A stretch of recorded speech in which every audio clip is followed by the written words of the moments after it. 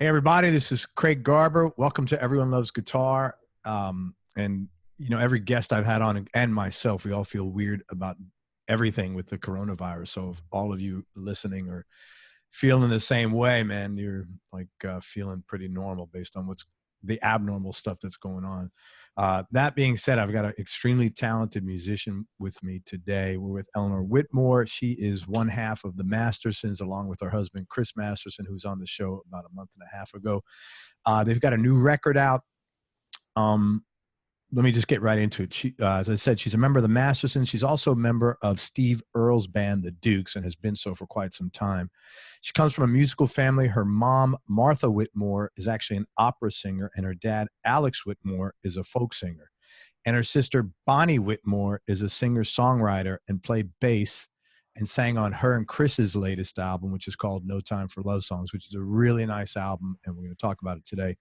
Eleanor started playing fiddle as a teenager with Western swing. She got her bachelor's of music in violin performance from TCU, and she's performed in orchestras with Diana Ross and Andrea Bocelli. She's recorded with Tanya Tucker, Brandi Carlile, Shooter Jennings, Steve Earle and The Dukes, 5 albums with him. Kelley Willis, Reckless Kelly, Sunbolt, Jack Ingram. I'm going to mess this one up. Slaid Cleaves, is that right?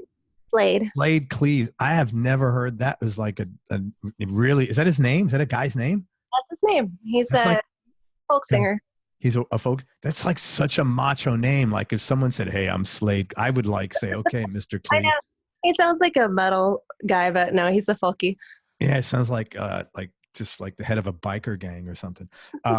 Wylie Hubbard, Bruce Robison, and many more. She's performed or toured with Steve Earle and the Dukes for the past decade.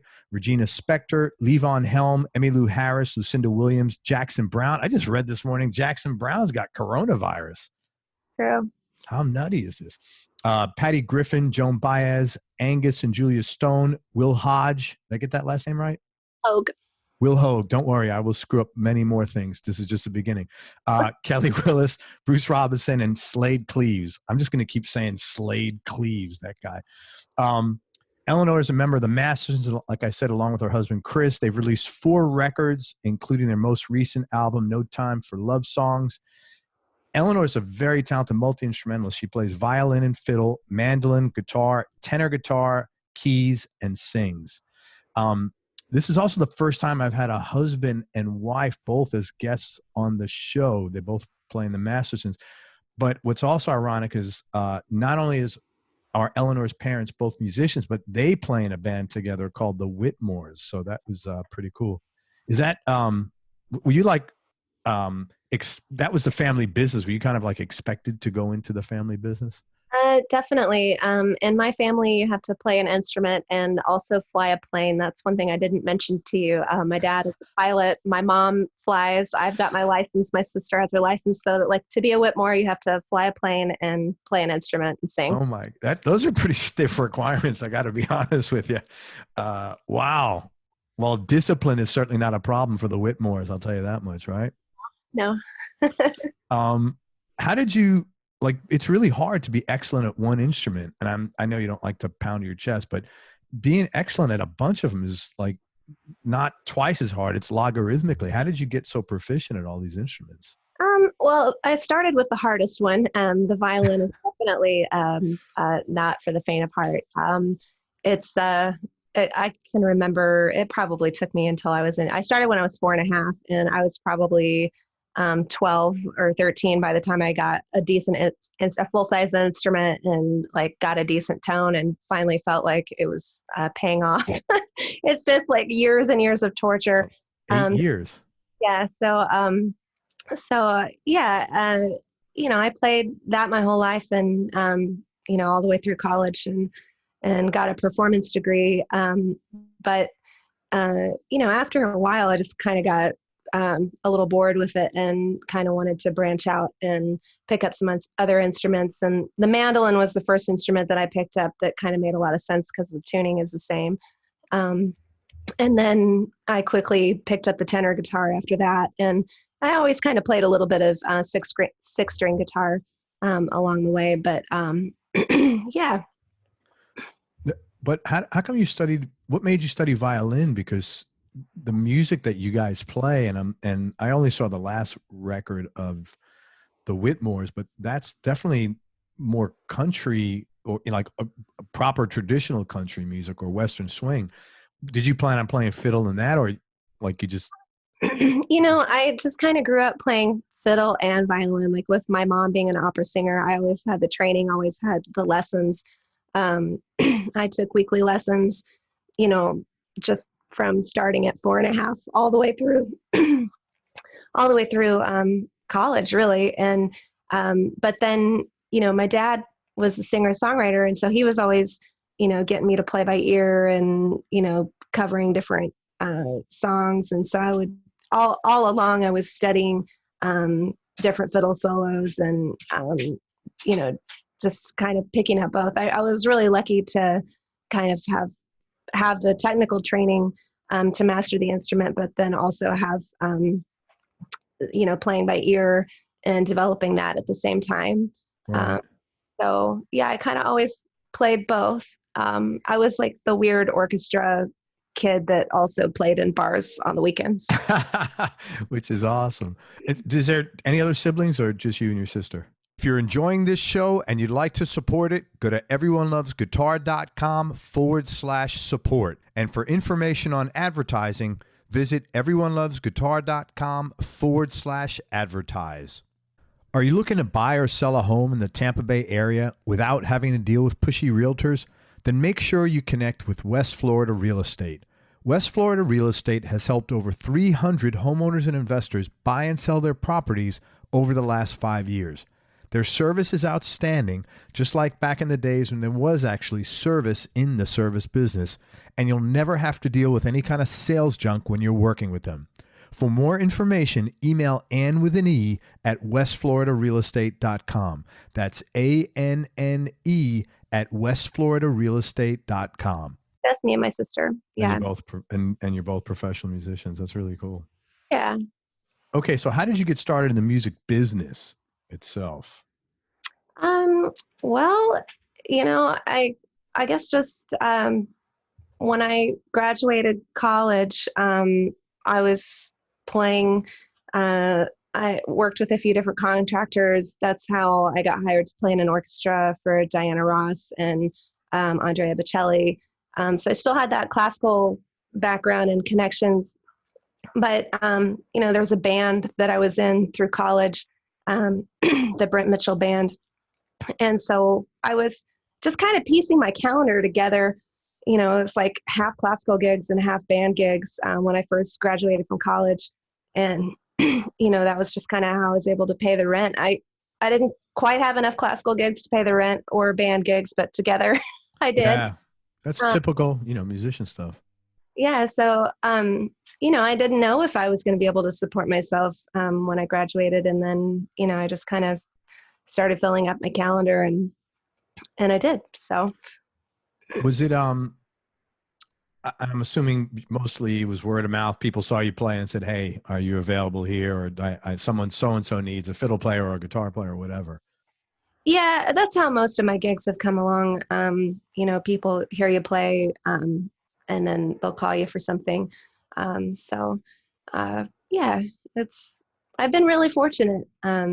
And yeah, but you're super talented. You have been, but you're very talented. I mean, the amount of work you've put in, this is like, this is really hard earned, Well, yeah. Yeah, I mean, you can't be proficient at like one instrument without killing it, but to be proficient at 4 or 5, that's like really impressive. Okay, so I'm going to mention some of the artists you've played with. If you could talk about how you first connected with them and maybe a cool or interesting story about working with them. Let's start with Shooter Jennings. Sure. Did you have a question about that or just want me to talk about him? No, just how did you get connected with him and maybe a cool or interesting story about your time playing with him? So Chris and I lived in New York from like 2007 to 2012, I think. And Shooter lived there around the same time. And he was about to start working on a recording project. And Jeff Hill, who's a bass player in New York, who actually plays with Steve Earle and the Dukes now, he recommended Chris. Actually, Neil Casal and Jeff both kind of recommended that Shooter talk to Chris because Neil had already moved out to the West Coast and Shooter was looking for a New York band.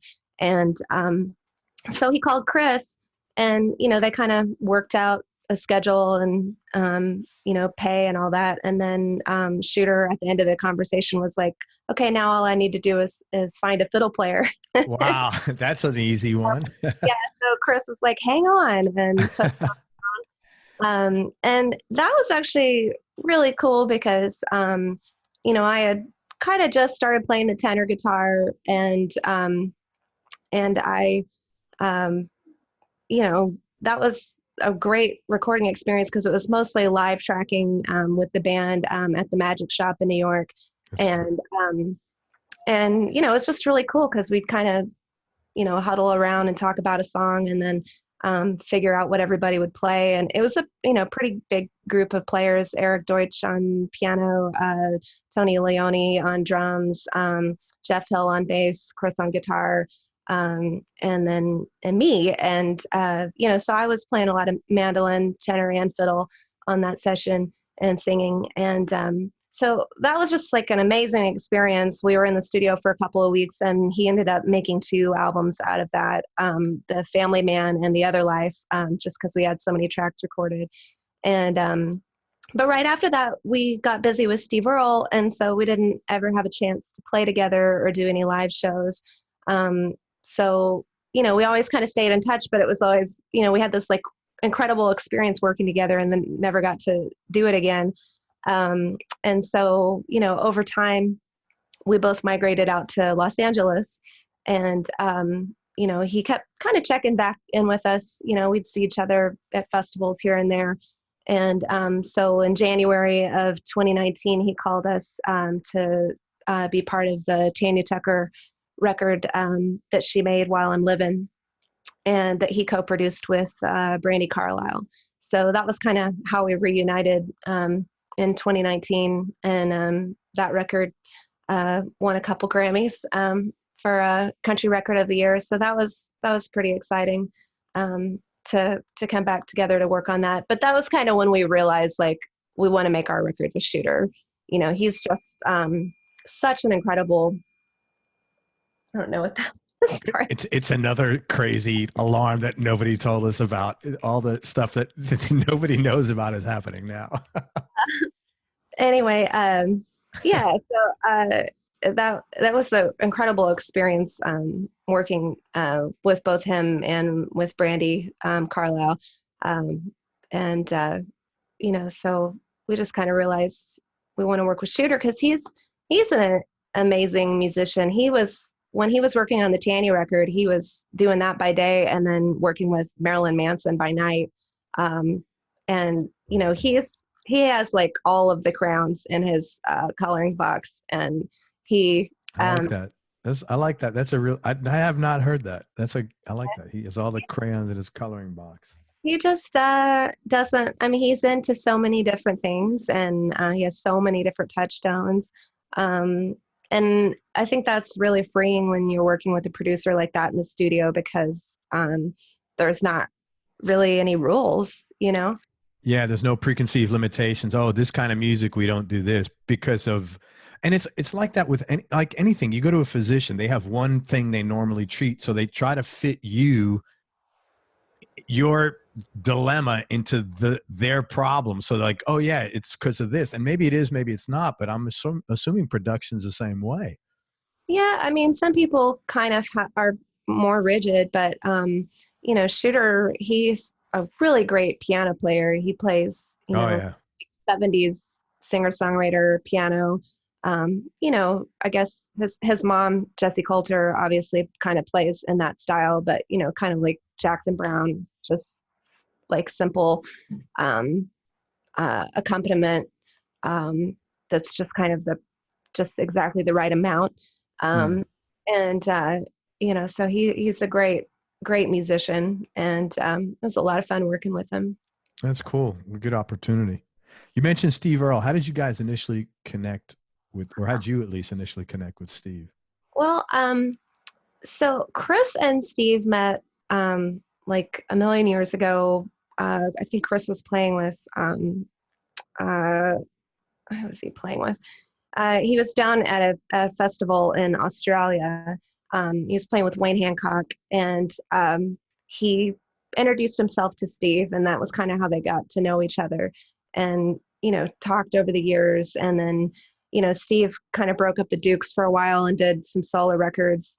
And he told Chris at one point, if I ever put the band together, I want you to play guitar. So Chris kind of knew he had the gig. And we were living in New York together, but he hadn't started the band back up. But his then wife, Allison Moore, needed a band for a record that she was putting out called Crows. And so she asked us to kind of MD the band and put the band together. So I started playing with her. And then Steve kind of realized my skill set, I guess, and decided to invite me along. So it was pretty fortunate, I guess, because when he did decide to fire up and start touring, he brought us both along, and he also, we have to give him a lot of credit because we were already writing songs. Chris and I were already writing songs together. And I played on his solo record, and he produced my solo record, but we hadn't officially formed a band yet. And we really do have to give Steve credit for kind of pushing us. He was like, I'm going to feature you on the tour. You guys need to have a record ready so you can sell it.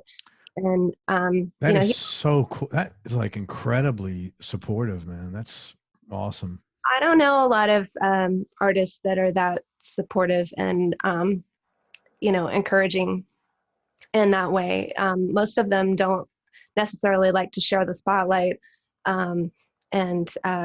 Steve is definitely not afraid to share the spotlight. And he's been very kind and supportive to us for sure. So that was kind of how we came up with our first record. We made this like long list of possible band names, and it's like every time you would think of a good one, you'd Google it, and somebody else had already taken it. And then finally Steve was like, you guys should just be the Mastersons. And I was like, okay. You're like, you wanted to change because you were used to that through your parents, I guess, right? Yeah, I guess so. I totally get that. But that's really nice of how he encouraged you guys. I actually have spoken to a lot of people who've worked with artists that have pushed like that. It's really nice to, and there's no reason not to, but yeah, I guess some people are insecure and they don't want to, Or they're just kind of focused on their thing. I mean, it's very unusual, I think, for this relationship, the way that he has featured us and encouraged us. So we're happy about it.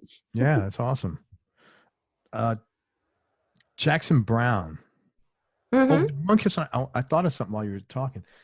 It's funny because I'm reading all these things. Like in my neighbor, I walked out the house the other day and I said, hey, this is like a couple in their mid-30s, I think. And I said, hey, how are you guys doing? And she's like, I'm going to fucking kill him because they're home now. Yeah. So you guys don't have, like, you don't have to deal, you're used to being with each other all the time. So it's like, I'm the same. It's not unusual for us to be together 24/7, but it's at least when we're out on the road with Steve, we finally negotiated our own rooms on days off just so that we can have a few hours apart. I just need to be able to do yoga and have a couple hours of quiet time to myself. Chris mentioned that. I thought that was really clever. Yeah, I think, just when you're touring, you're just around everybody 24/7, the same crew. It can be very claustrophobic sometimes when you're all jammed on the bus in your bunks, and there's just not a lot of private space. So it is really nice to have your own room on a day off. Good for you.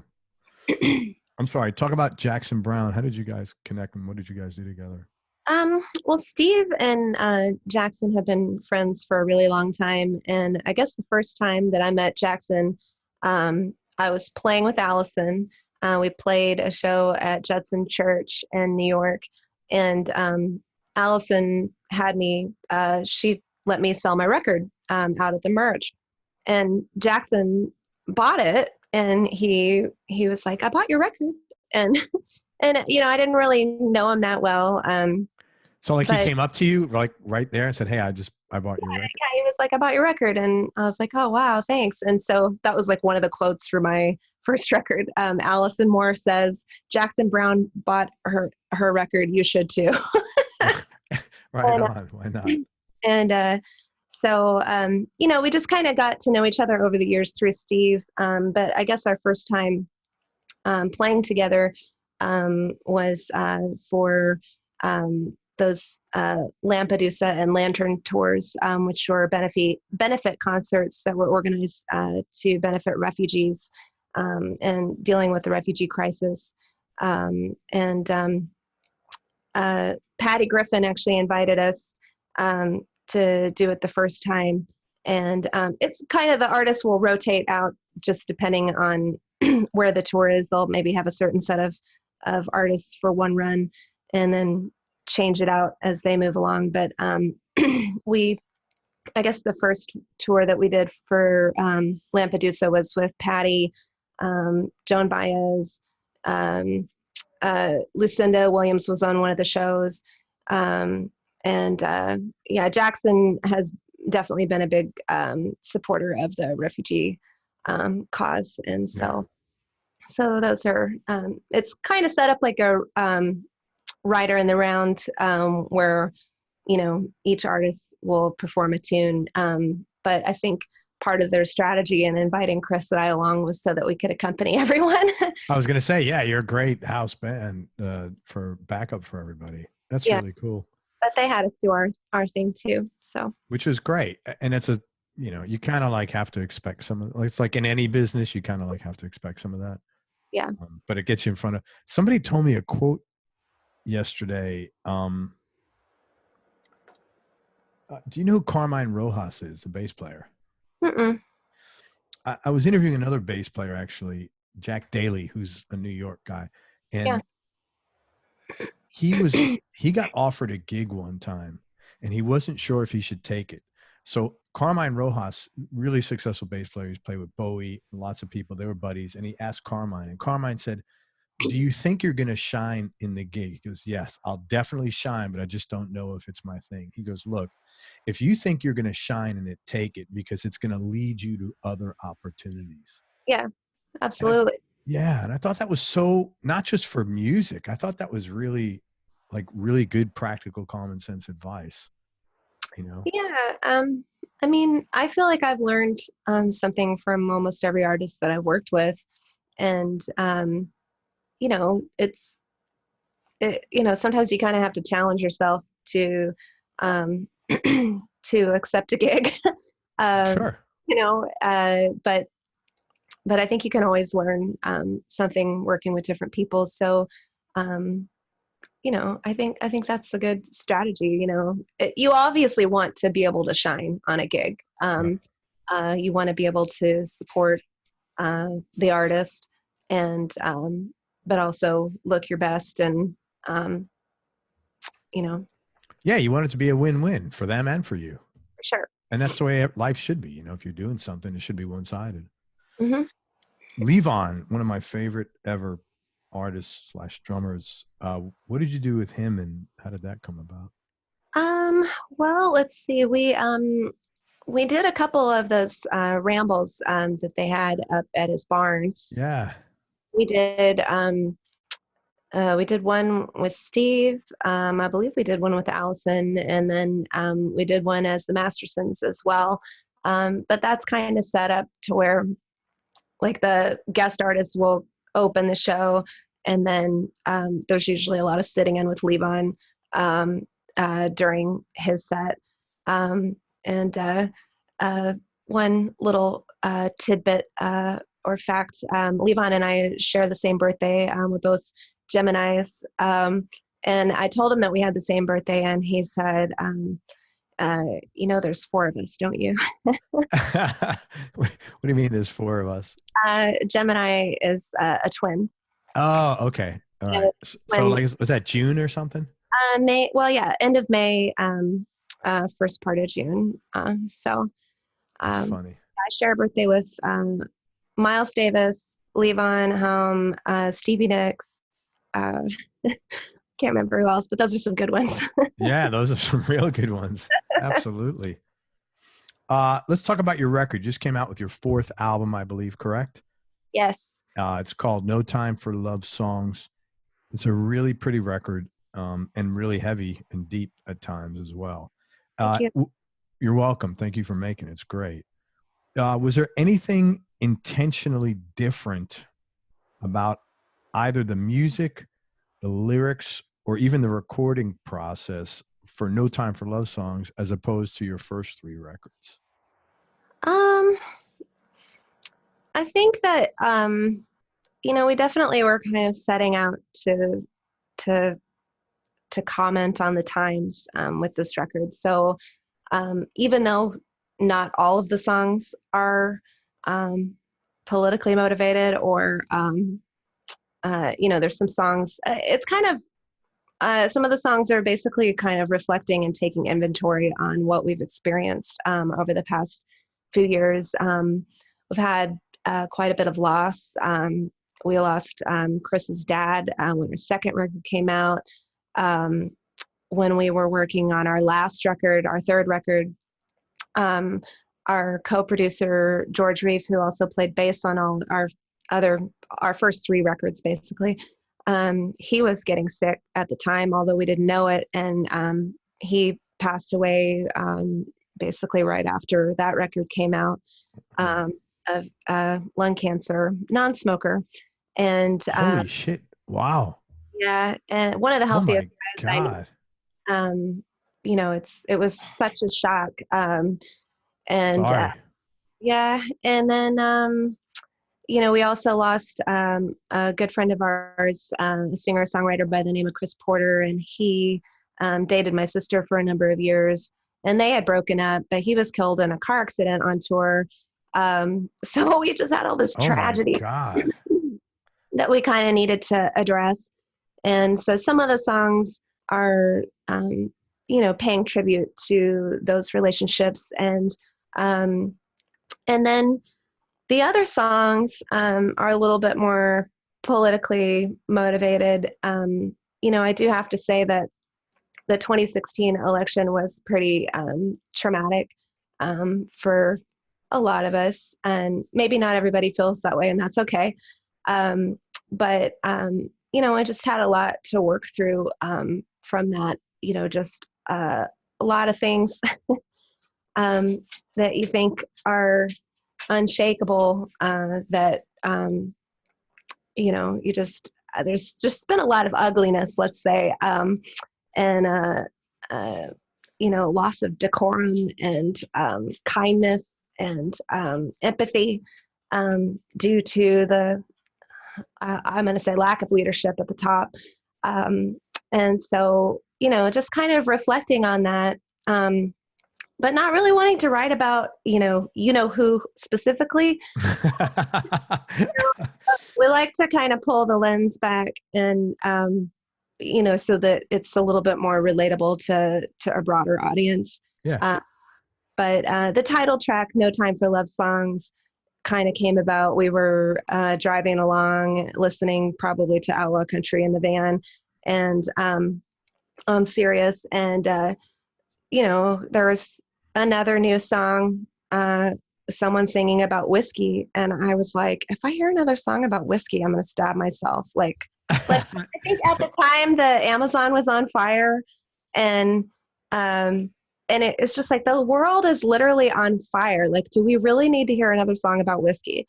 And so that just kind of got us to thinking, well, what do we do? What do we want to say with this record? What do we want to write about? And so that song, No Time for Love Songs, it's very tongue in cheek. It is a love song. It's, I love you so much, but it's no time for love songs. The polar bears are drowning in the sea. there's a lot of heavy stuff going on, but it's that whole message with that song. And that's kind of the cliff notes to the record, really, is just kind of leading with love and empathy, and, trying to galvanize, there's been so much division in our country, and I just want to see us come together, because I don't think that we are as divided as some of the folks in Washington would like us to be. And I think when you get down to some of the core issues, we all have the same desires and the same hopes and dreams. We just want to have, a steady job and want to have our health. And, we may differ on how to get there. But I think we agree more than we disagree, and that we just need to be kind to each other. There's been a lot of trolling that has happened on social media that is just really ugly. People say a lot of stuff online that they would never say to somebody's face. And I, that's what's disappointing. It's like, we should be better than that. And it happens on the left and the right. I see, a lot of liberals rejoicing about Rush Limbaugh being diagnosed with lung cancer or whatever. And that's just ugly. And I think we need to be kind. So let me ask you this, without bringing any kind of politics into it, because I'm like a student of behavior, and I always have been. Mm-hmm. And one of the things you said is something I am really curious about, because I don't understand it. People say things on their computer that in 1 million years they would never say to you in your face. Right. Ever. Like the thought of saying it wouldn't even come, like they wouldn't even think of saying that. From the basic stuff of, oh, hey, I painted my room, somebody will put up there. Mm-hmm. And somebody else will feel the need to critique the picture on the wall. Like, that's not something in real life. If someone said, hey man, I just did some redecorating, here's the house, people say, oh, it's cool, good, congratulations. Right. But for some reason on the internet, people say, man, take down that stupid picture. And it really puzzles me, because I don't know just like what would prompt that. Like, why do you feel why do you feel compelled to say anything? B, it's none of your business. Right. And it's just confrontational. And I just don't it's just, when you're confrontational, man, it just sucks energy out of you. Yeah. It's strange. Like, I don't know if it's just because there's not a lot of accountability. Someone can just say something nasty, right, and just throw it and walk away, and that's what I think. And I think also, there's a lot lost in translation. When you're mm-hmm. commenting and writing, you don't necessarily have the inflection. I've definitely had to reread comments several times, trying to decide, did they mean it this way or did they mean it this other way? Because if they meant it this way, that's really rude. Yep. But maybe they meant it, I'm always just trying to give them the benefit of the doubt. But yeah, it's very bizarre. And I don't know what's up with that. I don't know why people have to be mean online. It's bullying. And it's just stupid. Why would you waste you gotta have something going on in the world that would be a better use of your time than that. Reading a book, going to the bathroom, taking a shower, smoking a joint, anything. Seriously, anything has got to be better. Watching old Bugs Bunny cartoons. Something has got to make you feel better than randomly criticizing people. I really like it. Bizarre as hell. I think the other problem with social media is that, you're kind of curating this excellent version of yourself, and it's not really real, Yeah. Like on Instagram, where coming up with these cute shots or, like just trying to like tell this story about how successful our band is or whatever, but it's not like real life. Like it's not getting in the van and like having a flat tire or like, Yeah. like In the middle of the boiling heat somewhere or the frigid tundra of Michigan or something. right. So like, I think that it like, because everyone is presenting this like shiny version of themselves, that then a lot of people see that and they're comparing themselves and feeling really empty because they're not perfect, and like nobody's perfect. And it's just, there's just something kind of false about the social media and the way that we present ourselves, and then how we compare ourselves to others. And it's not real life. Like there's a lot more ups and downs that we kind of polish away before we present it on Instagram. And so I think that it can be, it's like a double-edged sword, because in a way it can like really connect us, and there's so many positives to connecting with old friends that you might have lost touch with, and it's a good way to get the word out about our shows and stuff. But there's just a hollowness and an emptiness when you just are scrolling and kind of reading about what everybody's doing. And everybody's angry, man. It's like hilarious. It's like, holy shit, man. I'm just amazed that, like, if I'm angry, like I would never think, oh, I know, I'm going to tell everybody on Facebook. Like, right. what does that do for you? Like, do you feel better? Yeah, I don't usually complain too much about personal stuff going on. Who does? I mean, I don't think most like people that are trying to keep it together do. And I think I talked about this with you when we first had our conversation. This is why I have so much respect for like the 12-step programs, because those programs are all about if you're feeling insecure when you're looking at someone else, the problem's with you. Get your own house together and figure that out. And then that won't matter. Right. Yeah. What someone has or what you don't have. You Yeah. know, I mean, and it's not real difficult, but I mean, it's difficult to get your shit together, but it's a lot less painful than going through life agonizing over this fake bullshit that you see online. It's very weird. I'm as puzzled. I'm asking, not like, I mean, I'm genuinely puzzled. I don't understand any of it. I feel like a dinosaur, like, well, I'm officially old or whatever. But I mean, I would never think, oh man, I had an argument with my wife. Let me get on Facebook about it. Like that just wouldn't come over me. Yeah, I think the screen time app is a good tool. Yeah. Stay off of it as much as possible. Stay in your own damn lane and don't worry about anybody else, man, because they're not going to sleep worrying about you. I can promise you that much, Well, thank you. And I agree with you. It's nutty. You have a really cool song on there called King of the Castle. It's a beautiful ballad.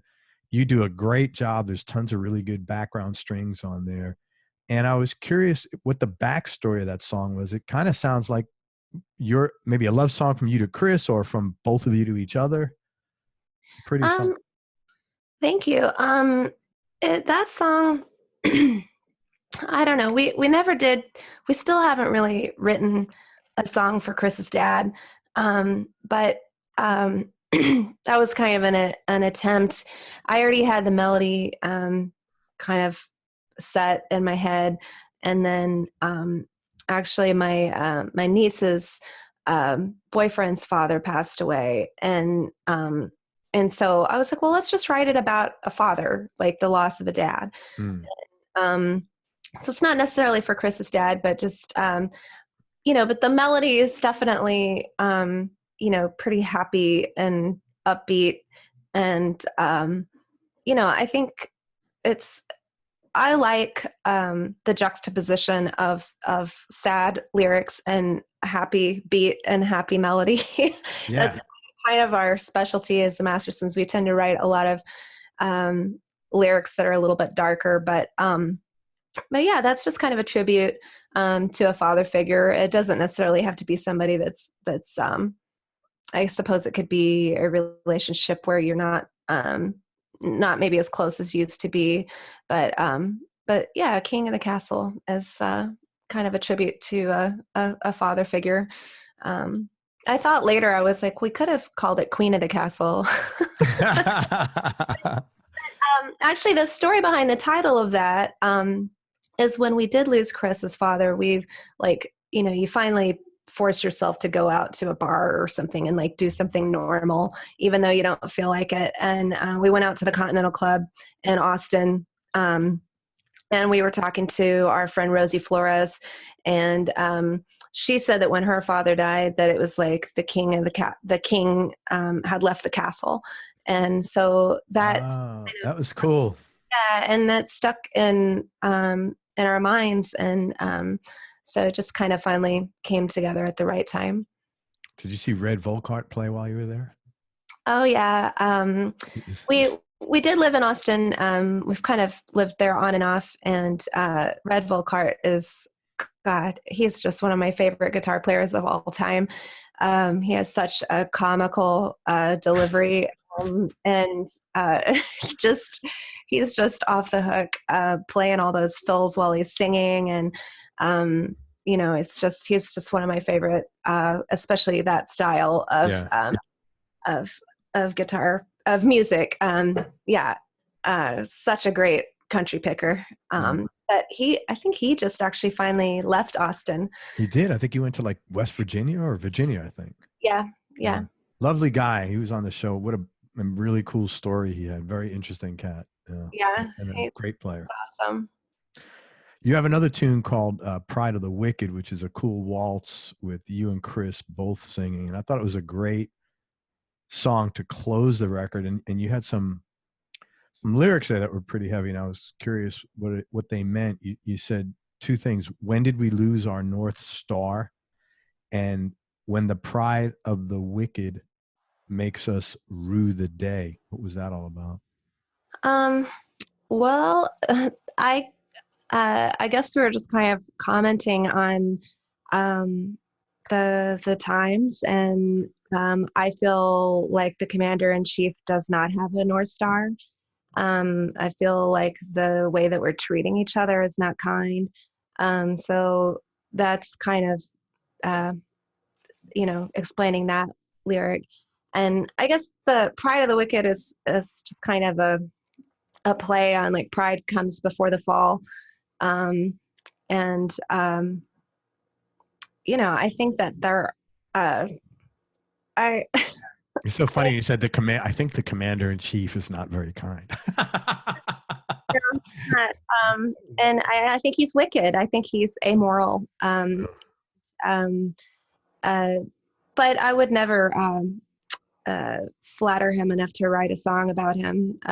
So, it's kind of a little bit more general about the wickedness that seems to be driving our politics, let's say. Yeah. No, I hear you. It's funny. I close every episode of this show. I say, be nice. And I think like that's the most important thing I've learned in my life. Just be nice, man. It's easier on you, a hell of a lot easier on other people. And it's just like everything goes so much smoother, even if you're not comfortable, fake it until you make it, sort of, It's true. We made these t-shirts for our tour that's canceled. But you can get them at the mastersonsmusic.com, right? Sure can. But they say love and kindness 2020. And it's kind of a nonpartisan message about just being loving. Nonpartisan. You don't have to be. It's so funny that you even had to say that now. Like, I'm not with a political party. It's nonpartisan. But it's true. It's like. We are trying to reach people in the middle. I think that even though people might lean conservatively, they may not be happy with what's going on. yeah, anyway, so when you put on a Love and Kindness shirt, it's kind of hard to be a jerk You'd because hope. it kind of holds you accountable. It's a shirt that I even like to wear. I don't usually wear a shirt that says the Mastersons on it, but I'll wear that. And, it's like kind of holds you accountable. You can't be a dick. You got to be nice. Right. I agree. You're responsible for all the background strings on the record, right? Yeah, that's all me. You're like an orchestra, man. It reminded me of, that song by the Eagles, Wasted Time? Uh-huh. Where all the strings in there. I kept thinking of that at several points throughout the record. I'm like, wow, the thing is they probably had an orchestra. You're one musician doing all this. I've never really been able to afford an orchestra. I did put a string quartet together for my my solo record on one track, but I've always kind of done these one-woman string arrangements and all. I have another violin, so sometimes I'll switch violins and play one pass like with more vibrato and try to have a different personality each pass. Yeah, that's really cool. Kind of step in different places around the microphone to give it a little bit of width. And I've kind of found when tracking strings that, if you're going to double a part, you kind of need to triple it. It ties the room together. It can get a little bit phasey sounding just with one part being doubled only one time. So if you triple it, kind of flattens out any inconsistencies with intonation and kind of makes it more full. And so, I kind of have that down. We've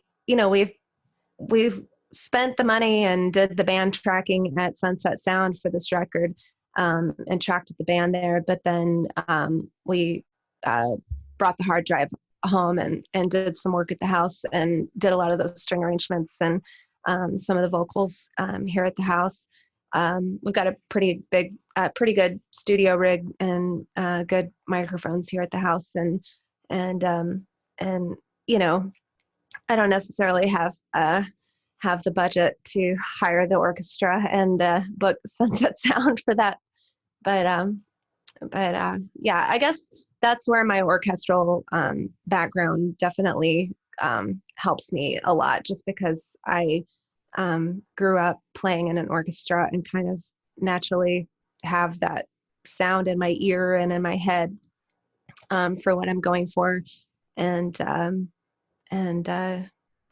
So. It sounded great, honestly, and the arrangements the string arrangements are fantastic, and I know that's all you. So job well done, really cool. Thank you. You're welcome. Where did you grow up, like location wise? I grew up near Denton, Texas. I guess my first 12 years were actually in a little town called Justin, just kind of out west of I-35 west, between Denton and Fort Worth. And then when I was in junior high, we moved to Denton, and that was really good because they had an orchestra program in Denton, which they didn't have in that small town that I lived in.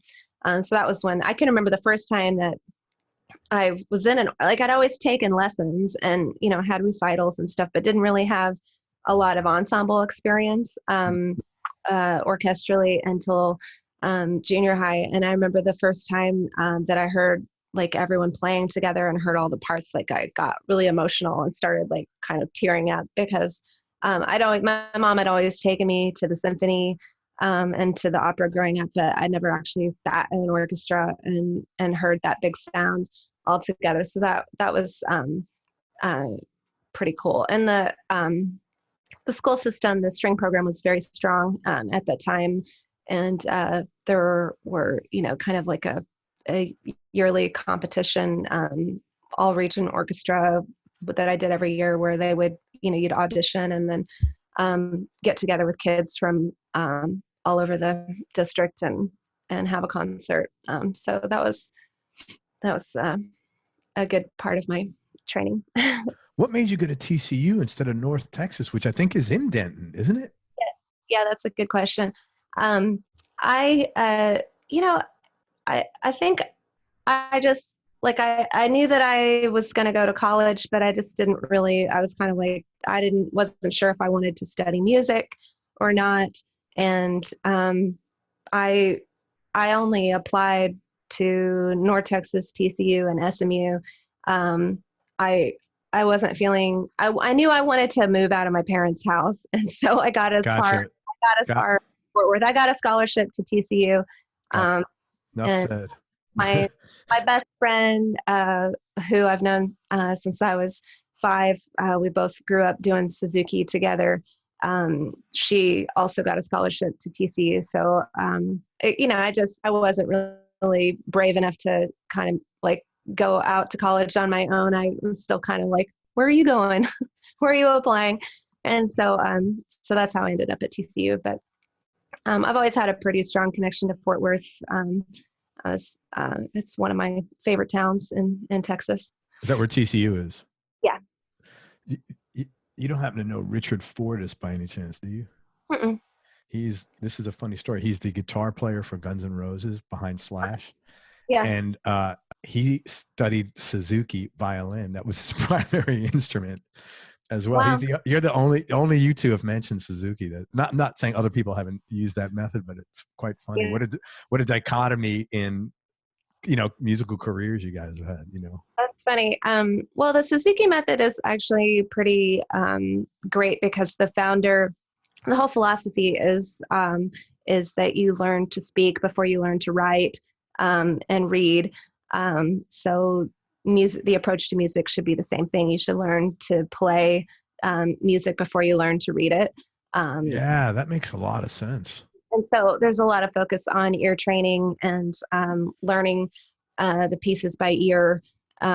There's music that goes along with it, but it's really focused on the ear, which I think is another reason why it was kind of easy for me to then branch out and go down the path of Americana music and fiddling, because I already had a good ear for being able to pick out a melody or a harmony by ear. So it's pretty easy for me to just adapt that to other types of music.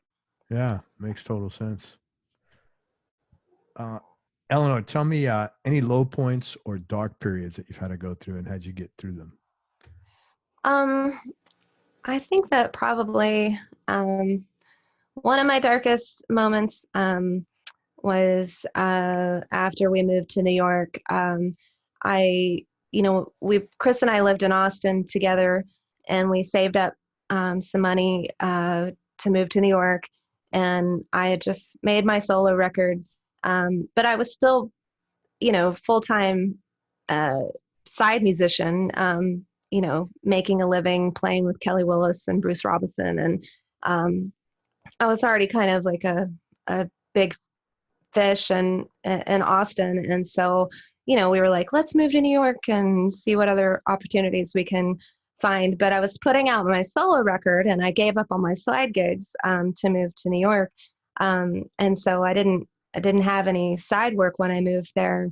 And Chris took a pay cut, leaving Jack Ingram's gig, and went out with Sunvolt, and so we were just kind of really struggling financially, and self-releasing a record, there's like not really a roadmap of like what you're supposed to do. Right. Yeah. And so I just felt like I was really floundering because I didn't know how to get any traction putting that record out. And then I didn't have the side work. And so there was a lot of stress and anxiety around money, living in a place like New York. And we had a really good chunk of money saved when we moved there, but like that is such a cash city. I mean, you walk out your door and you immediately just like are, it's like cost $20 just to leave your house. Yeah. And so I racked up a lot of credit card debt living there. And there's a song on our first record called Money that was definitely kind of part of that. And then, but there was a lot of great experience from all of that stress. My good friend Leslie Mendelson, she and I ended up forming a group together, and we would just go and busk in the subway just to, make some cash. And we ended up doing a little trio album, just kind of a live performance, all kind of around one microphone that Chris engineered with my sister Bonnie on bass, and 3-part harmony, a lot of kind of Andrew's sister Western swing, like really old tunes from like the 20s, 30s, and 40s. And so that was definitely a lot of character building, kind of getting through those struggles in New York.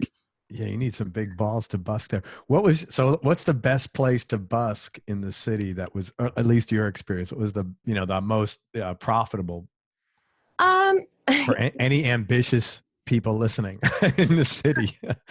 It would change, and we would get together at like Union Square, and we'd go up to Columbus Circle. There were a lot of different places that we would try, but there were all these turf wars between other people. People would come and try to bounce you out of the spot. Oh my God. Like, this is our spot. And wow. So that was interesting. Busking in the subway, that had to be a hell of an experience. Yeah, it was, we kind of realized that we needed a record to sell, because people would tip, but you'd make a lot more money if you had a CD. Yeah. And so, when I did my solo record, I actually, I didn't have enough money really to have a graphic designer. And I tried to work with somebody, and they totally like missed the mark visually. And I was really frustrated. And so I actually did all the artwork on the packaging myself. I painted all the jackets, and then used a stamp and painted my first record was called Airplanes. I painted the inside of the airplane red and signed them all. And then so when we did our little girl group, the Pretty Pennies, we made the packaging for that ourselves too. That's cool. Was the record called like, Live from Columbus Circle or something like that? No. That would have been funny. I think, what was it called? It was called, I don't remember. We were the Pretty Pennies, and then. Is it on streaming if someone wants to check it out? No, it's on Bandcamp. It's on Bandcamp, or go to the mastersonsmusic.com. That's pretty cool. I give you credit. That's really ballsy. Good for you, man. I think that's a good sign of your character, that you're not afraid to do stuff. Yeah. Any advice, if you had to go back and give young Eleanor advice, assuming you'd be willing to listen to yourself, anything that you would have told yourself that would have made your life easier? Could be, music, business, personal, whatever you'd like. I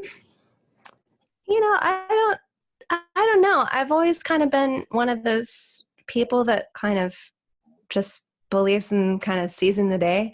I don't really have a lot of regrets. I think, I think I was pretty cocky as a young player. That's interesting. And so I had a lot of confidence. I think my biggest regret, I think, would just be my attitude when I was a teenager. I can remember in one of my early sessions when I was probably 18, I was just such a prima donna. And I can remember getting really frustrated with the engineer. And I can remember my dad telling me, like, you're not going to get any work if you act like this. And so I think I could have been a little bit more professional in those days, but that's interesting, because I don't know you at all, but you're a total professional. Like, any experience I've had with you, you're just like very professional and very, very humble. So it's just funny to hear that. Well, I mean, we all change, it's just funny. No, definitely. But I think I just was, I was very frustrated with the engineer. I felt like he was wasting my time because he was just not moving quick enough for me.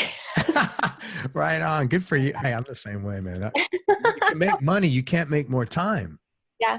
I know, true. So I'm like, that's the only time I'll get frustrated, if someone's wasting my time. So, Um, so I think it's definitely good to have some patience because inevitably you're going to work with people that maybe aren't on the same. Uh, they're too slow. That's it. Period. They're too slow.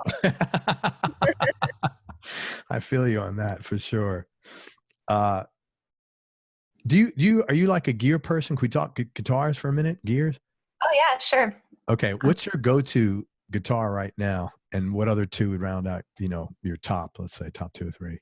Well, Chris actually just got me the most amazing Valentine's present ever. Fender started making a tenor guitar, and it's a lot shorter scale than most of the other tenors that I have. It's in a telly body style, and it's really easy to get around on because the scale is so much shorter. So a lot of the chord shapes are closer together. That's kind of one challenge with the tenor guitar is that it's the same chord shapes as mandolin, but because the scale length is kind of long, or at least the way that I tune is in fifths with the low string C, G, D, A. So the chord shapes are kind of a little more spread out than they would be on a mandolin. So it can be sometimes kind of hard. So that guitar has been super fun to play because it's easier to get around on. And it's also a really beautiful kind of unique color. We have a really good friend that spent a lot of time taking the original finish off, and then it's a pink sparkle. It's a rose pink sparkle. So I really love that guitar. That's nice. I don't got brownie points for that one, huh? Oh yeah, big time. So that's kind of my favorite new guitar. But now that I'm home, I've got my my Martin 018T tenor. It's a 61 that I use for recording a lot. And then I've got a Collings tenor guitar that I use out on the road. That's a really great instrument as well. Very cool. That Martin, where'd you come across that? 61. That's a very old guitar. It's 50 years old. Wait a minute. 60. Yes. 60 years old. It's, let's see. I got that one in Austin, from Austin Vintage Guitars. And it's kind of the price point that I could afford. It's in player condition. It's not, it's got some dings on it, but that's fine with me. But you know what? Most of the guys that are smart that collect guitars, the guys that like Red, for example, buys and sells guitars. He's done that his whole life. It's a side hustle amongst other things. But most of them say, the smart thing to do is to buy a guitar that's player's grade because you're getting the instrument. Like who cares? It's 60 years old. You're going to have dings. To get one without dings is like astronomical. Yeah, you don't need that. No. It sounds great. It doesn't have any cracks or anything in it, and it's funny. It's got like all these little like it looks like a dog or something, just like scratched like this, like I don't know. It just has all these like dings all the way around the side of the instrument. Like I have no idea how it happened or why, but that's how I could afford it. So yeah, that's cool. It gives it its character. That's awesome. I think. Mm-hmm. You've played with a ton of great people. You have like favorite people you've played with, and I'll issue the disclaimer for you. If she doesn't mention your name, that doesn't mean she doesn't like your playing. It's just like knee-jerk reaction, so please don't be offended. Well, I mean, I really love playing with Steve because he's one of those band leaders that doesn't micromanage at all. He gives you a lot of freedom and kind of just lets you be you. And so it's a lot of fun to play with him. It's funny because some gigs, like the music is awesome, but the hang is not so great. And so there's always trade-offs. It's like well, is it worth it to hang out with this person? I guess so, because I'm getting paid enough and the music's really good. You got to have like 2 of the 3: money, hang, and music, right? so. I only got to play one show with Regina Spektor, but that was pretty cool because it was kind of a string trio, and I got to exercise that skill. So that was a lot of fun. I really like to just play with singer-songwriters that are write great songs. It's a lot of fun serving a song and figuring out the best way to support somebody else's music. It's a lot of fun. It's definitely a different skill set, backing somebody up versus fronting the band. And I really enjoy being a side musician. And I gotta believe, as long as you've been doing this, your ability to adapt, to not only read the leader, the artist,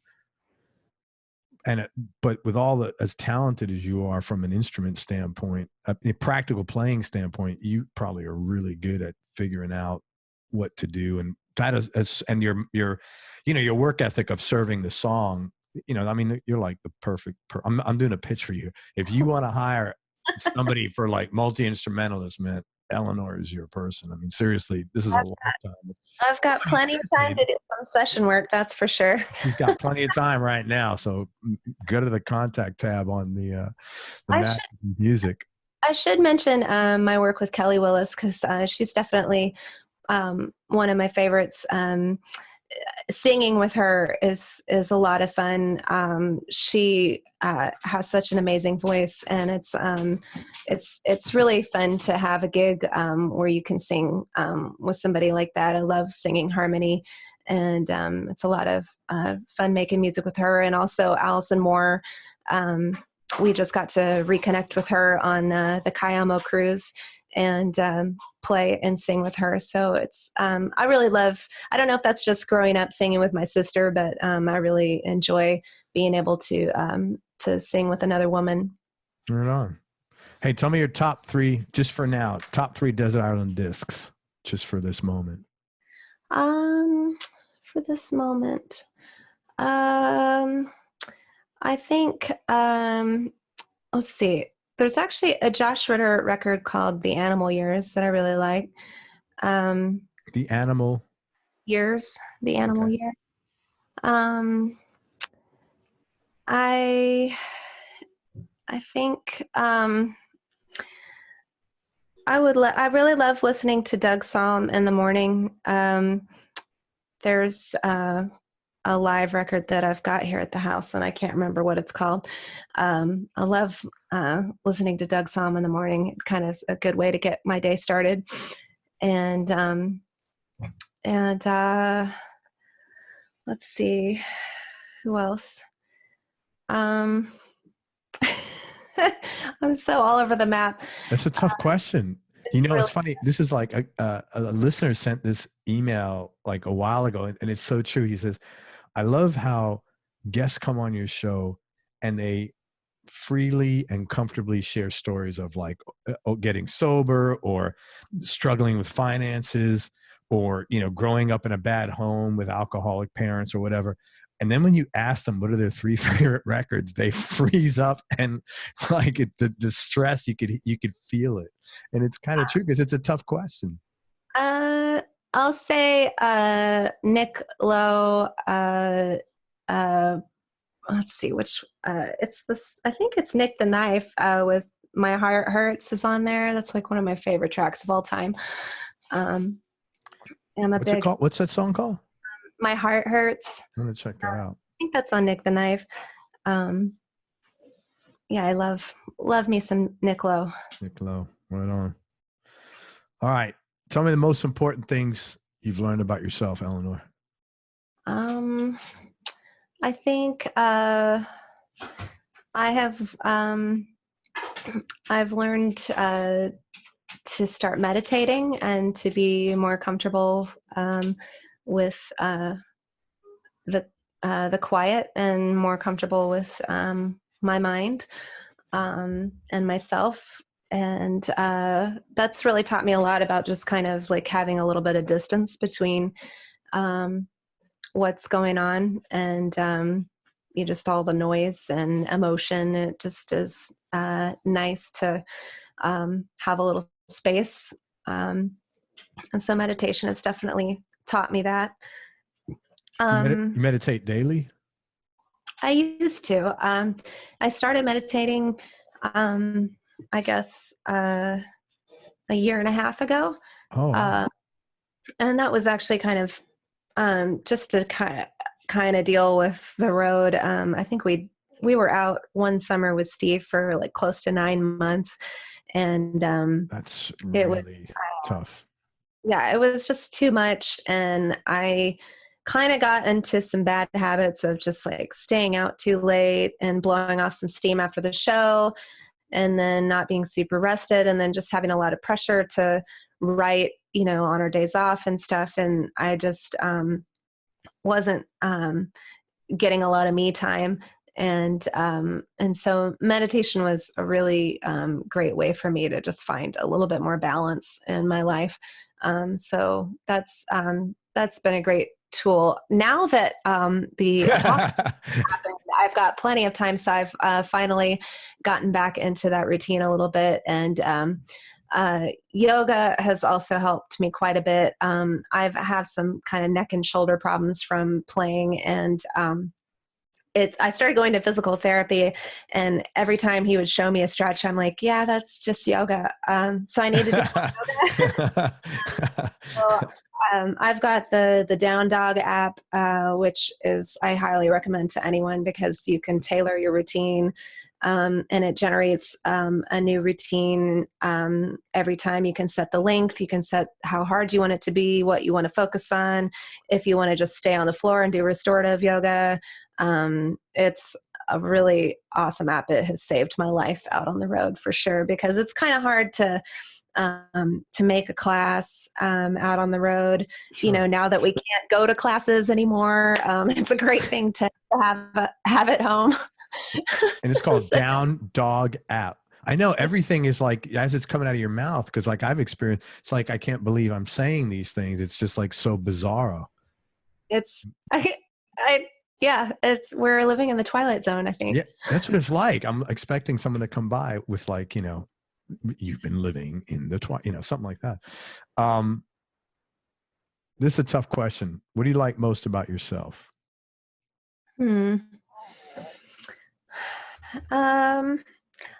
I think my favorite thing about myself is just my ability to flip the boat over. I don't know if that's because I'm a Gemini, but there's always times in your life where you are at a crossroads and you know that you need to change something, whether it's quitting a gig or a relationship, or you come to this crossroads. And I think one thing about myself is that I've never been afraid to just upend everything and change things.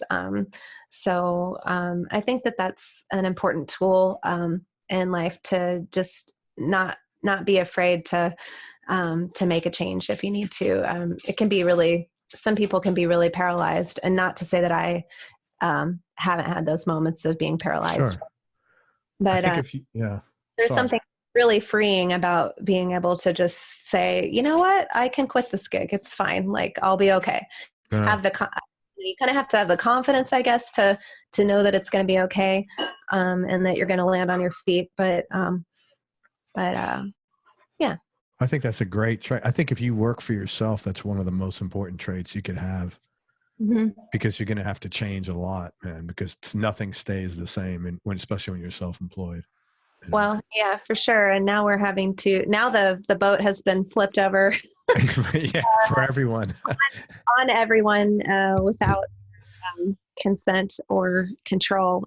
So I think we're all going to have to be creative to figure out how to land on our feet, because, it's like really, I can do session work. There are ways for me to work from home, but, touring is such a significant part of all of our living that it's just, we're really going to have to force ourselves to be creative to figure out a workaround for this. But I guess that's one of the bright sides to all of this, is that it is going to force a lot of creativity and a lot of innovation. I've already seen a lot of collaborations happening that wouldn't necessarily happen, and a lot of people helping each other. So I think that there will be some beauty that comes out of all this. I certainly hope so. I'm optimistic. Mm-hmm. You have any non-musical superpowers? Just I think flying. you do, because you're like a really strong personality now that I'm getting to know you. Those are the people that have the superpowers. Yeah, I guess my ability to fly a plane. I can fly a tail dragger. Piper Cub is my specialty. That's my superpower. That's pretty amazing. What else? That's probably it. I guess I had one other little jag that I took that was non-musical. I worked for a nonprofit and canvassed door to door for like 5 years, and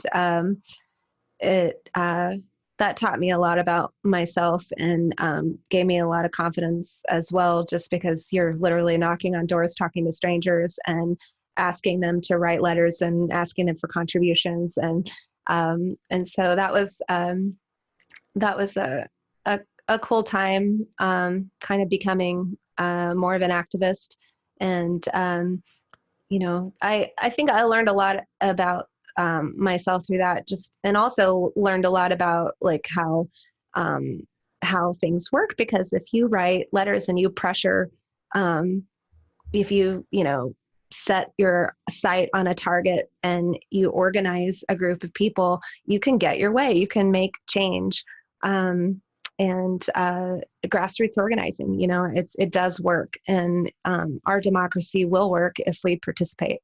So man, your next gig should be like running for office, man, because you're like no nonsense, get shit done, boom. That's what I think your plan B is here, Eleanor. I've actually thought about it. I'm serious, like, local office, because you just like seem like the kind of person that you get stuff done. You're super confident in a very good way, and you put your head down and plow through stuff.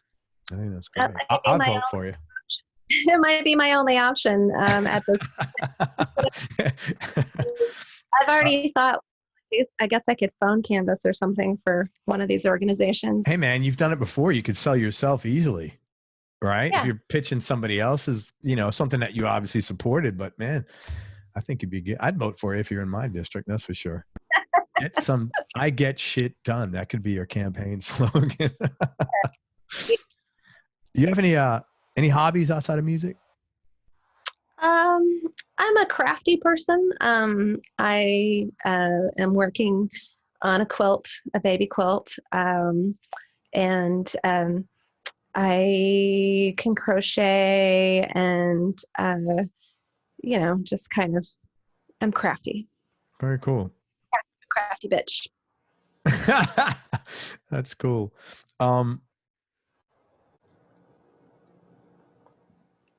Two more questions. Tell me about a specific experience that changed your life or changed the way you think about things.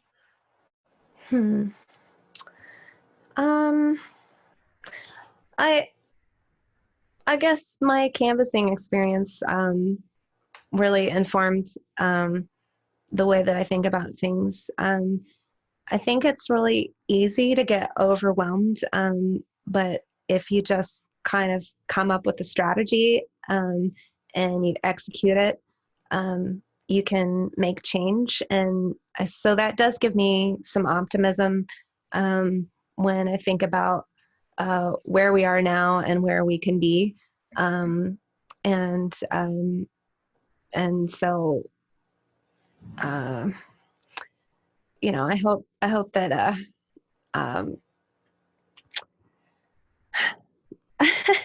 I guess I hope that, that we can move forward, as a country. I do too. And last question, what's been the biggest change in your personality in say the last 7 to 10 years, and how much of that was intentional and how much is just a natural part of aging? Um, I don't know how much I changed in terms of my personality. I like to think that I am the same core person and haven't. I think that life experience obviously builds character, and not to say that I haven't changed, but I think just the core things about me are pretty much still the same, in terms of just being confident and being I don't know. I mean, I definitely have kind of like that duality in my personality where there are parts of me that are extroverted and parts of me that are introverted. And but I don't know how much I've changed. I think having my relationship with my partner Chris has definitely challenged me, and so I would say that our relationship together has really made me a better songwriter, made me a better musician, made me I think it's also encouraged me to branch out and into these other instruments and to challenge myself to play more guitar and tenor guitar and keys and stuff. So, working with another musician that is also excellent, kind of forces you to be at your best. Well, thank you very much for everything. Let me tell people where they could find you. First of all, it's Eleanor Whitmore, and she's part of the Mastersons with her husband, Chris Mastersons. The new record is called No Time for Love Songs. It's a really pretty record. There's some deep stuff on there lyrically. And as she said, sad lyrics, happy music, good juxtaposition, and I agree. Okay, so the Mastersons are on Facebook, Instagram, and Twitter. The Mastersons Music, go there. They have a great website. Buy anything. If you want to buy anything, please do so from there and support Chris and Eleanor. Also, they're going to be doing, I don't know when this interview is dropping, but if you will check out their social media and follow them there, they will be posting notices there, and they'll putting their performances there. Also, Eleanor is like really talented. I mean, this is a very well-prepared, well-studied multi-instrumentalist who's good at mandolin, tenor guitar, keys. Her vocals are outstanding, fiddle. And so if you're looking for someone to help you with tracking or to work with, definitely hook up with her. Is there a contact tab on the Mastersons Music where people could reach out? There sure is. There sure is. And they can also reach us at themastersonsinfo@gmail.com. Great. Themastersonsinfo@gmail.com. Also, go to Bandcamp because you'll find the Mastersons record there. But you have a solo record that's like had a resurgence. So tell me about that. That record was a self-release in 2008. Chris produced it. And my favorite thing about that record is that I just didn't have any pressure. I was a kind of a young songwriter, and I had a lot of freedom writing. So I didn't really care what anybody thought. I was just like really focused on being myself. So I think that it's pretty authentic, and we just had a lot of fun with the production. There's some fun strings. One of the tracks I can remember, we reamped the drums through a guitar amp, and cool. So there's just like a lot of fun things that we did on that record, and that's on Bandcamp. The record is called Airplanes. Airplanes on Bandcamp. That's very cool. And are we going to see a Pretty Pennies reunion this year? Well, I don't know if we're ever going to be allowed to hang out again. I hope so. Touche. That was good. Hey, listen, best of luck with the new record. I hope you guys come down here. I'd love to come see you play. You guys are super talented. Both of you really talented people. And I'm not just saying that. These guys are very, and go back and listen to Chris's interview. He's got a great touch and a great tone, man. Anything else I forgot, or anything else you'd like to promote or make people aware of? We do have some dates coming up with Steve Earle. Obviously, everything is still changing, and so we're not exactly sure when that will start. But hopefully later in the summer, mid to late summer, we'll be out with Steve Earle, opening for him and playing with him. And then we've rescheduled a lot of our Mastersons dates for September and October. So we hope to see everybody down the road when things get back to normal. Where are you playing in September and October? Well, we had about 30 some odd headlining dates, along with some dates with the Jayhawks, supporting the Jayhawks. So all of that stuff is getting moved to September. And, I'm just praying that everybody takes this seriously and that we flatten the curve and we get ahead of this thing, because we're never going to get back to normal touring if people don't cooperate. I know. We were, the venues and the bars were some of the first things to shut down when all this was unfolding. So, I just really hope people take it seriously and help everybody get back to work as soon as possible. And I hate to say this to sound like an older guy, but like a lot of the younger people, and I say younger people, 40 and under even, are not taking this seriously enough. Like I saw photos of New York, and it's like everybody's like, "Hey man, we're off. Let's go hang out in the park." Like, probably not what you should be doing. I just saw a picture of Barton Springs. There's like a poor man's side where you don't have to pay the fee. And it was just completely packed yesterday in Austin. And it's just, I myself am feeling symptomatic. It's nothing super serious as far as I know. I'm still going to check in with my doctor, but we've basically been self-isolating for over 2 weeks now as a precaution. Chris actually asked me when all this was happening, if money is not an object, what do you think we should do? And I said, I think we should cancel the shows. Like, we're encouraging people to come and be social, and that's not what we need to do right now. I don't know what to say. Like, I'm self-employed. I can't collect unemployment. But I do feel like it's our duty to get ahead of this because so many people are going to die, and our healthcare system is not prepared for this. And, I feel like I'm just bracing for all of this to hit, because it's getting really bad in New York. It's about to get really bad in New Orleans. I hope we can get ahead of this. I do too. It was really well put, and more than anything, I hope you get better soon. All right. Everybody, thank you so much for listening. If you enjoyed this interview, please share it on your social media channels. We appreciate your support. Check out Eleanor Whitmore and the Mastersons, and please support the band. Go to Bandcamp, look for the Mastersons. Eleanor's solo record is there. It's called Airplanes. And go to the mastersonsmusic.com to check out everything they're doing, and follow them on all the social media channels, Facebook, Instagram, and Twitter. And I really hope you feel better. And thank you so much for your time, because I knew you weren't feeling well. Thank you. And it was really nice talking to you. You're a really cool person. I like how strong you are, man. That's very cool. Thank you so much. You're welcome. My pleasure.